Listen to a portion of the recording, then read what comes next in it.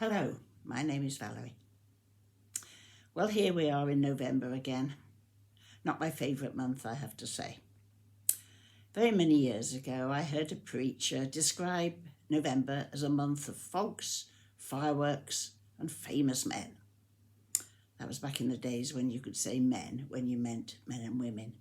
I can't remember anything else he said in his sermon, but that phrase has always stuck in my memory. Fogs, well, perhaps we have less bad ones now that we don't burn coal fires, but November can be quite a foggy month. Fireworks, well, plenty of those, more than ever maybe. And famous men and women, well, they're always around, plenty of them.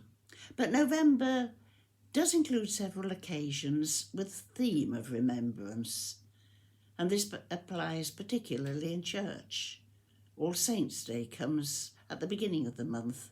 We observed it last Sunday. So who are we remembering? Some of those we call saints are people who achieved great things that made them famous.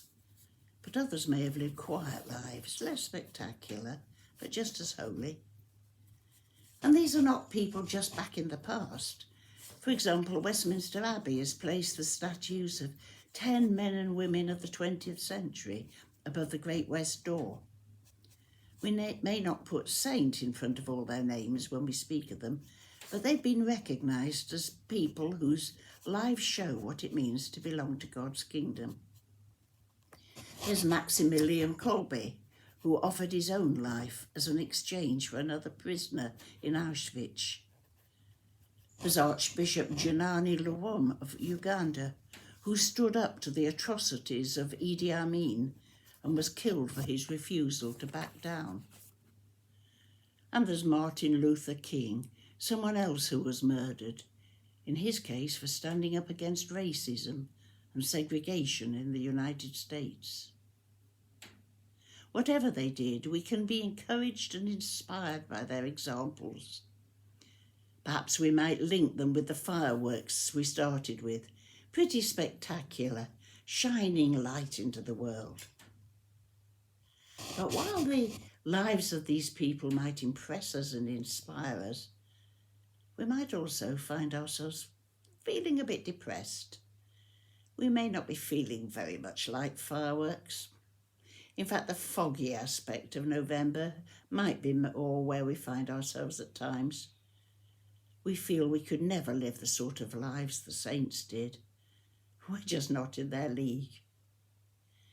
But All Saints' Tide is also about the countless millions of people over the centuries and across the world whose lives have really shown what it means to be a Christian, but whose names are no longer remembered.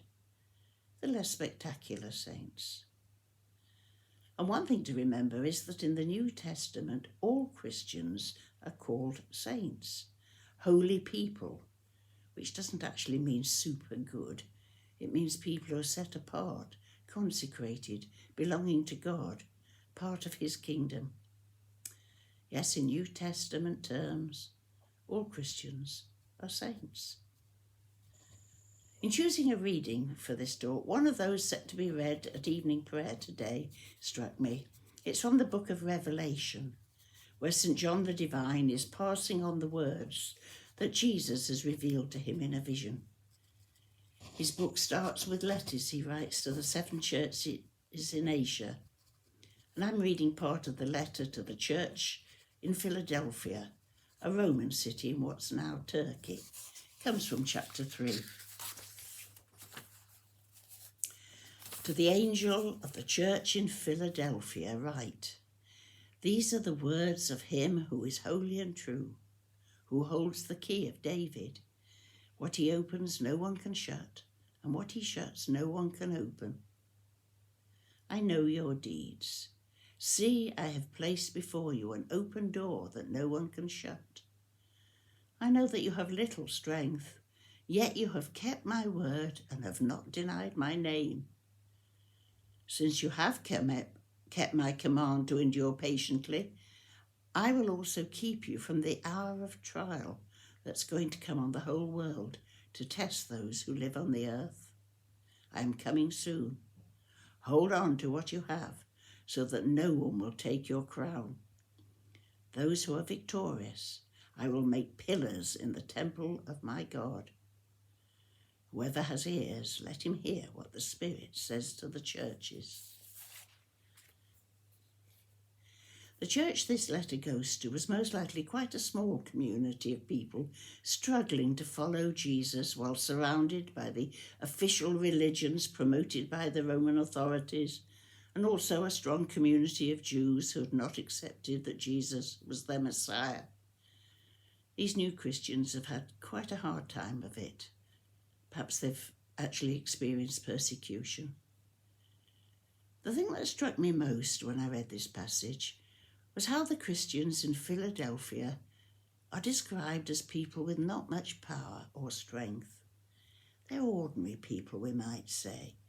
None of them are influential or wealthy. They aren't civic dignitaries or leading members of the Roman elite of the city. They're just ordinary people, as perhaps most of ourselves feel ourselves to be. So what does Jesus say to them in the words of the prophecy that John has written to them? The first thing that struck me was this verse. I know that you have little strength or power, as some versions read, yet you have kept my word and have not denied my name. And then he says that since they've kept his command to endure patiently, he will keep them from the time of trial that was to come. And he tells them to hold on to what you have, so no one will take your crown. And presumably by what you have is meant their trust in Jesus as their Lord, and their knowledge that they're part of his family, owing their allegiance to him above everyone and everything else. Jesus commends them for keeping his word, not denying him, remaining patient when things are hard, and just holding on. And because this is the case, they will obtain their crown. They will become pillars in the temple of God. And when we describe people as pillars of society, perhaps, we know we're meaning that they're reliable, trustworthy, strong, upstanding sort of people. And this is how Jesus sees the Philadelphians. These ordinary people with not much power or status, but who are faithful to him, are to be known as pillars in his kingdom. Well, I find this all rather encouraging. Yes, some Christians can be described as fireworks, lighting up the world in a spectacular way, such that everyone looks at them and is amazed. But we don't all have to be like that or feel inadequate if we aren't. But we are all called to just keep going, to be patient, faithful and trustworthy in our Christian faith. I found myself reminded here of Jesus' parable of the sower. You remember? There are those people who never respond to the message of Jesus at all.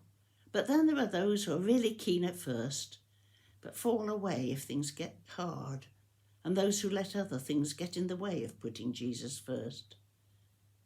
And then there are the faithful ones who bear much fruit, like the Philadelphians. Jesus didn't expect them to be showy fireworks. He did tell them, though, that he'd placed an open door in front of them, a door that no one could shut. In other words, there were opportunities for them to serve him in the situation they were actually living in, not in their own rather inadequate strength, but in the strength and power he would give them through his Holy Spirit living in them. So let's not worry if we're not spectacular fireworks or ever going to be famous. What's important is that we should live faithful Christian lives, and then at the least we'll find ourselves to be sparklers as we take the opportunities that God gives us to spread his love and concern into the world around us.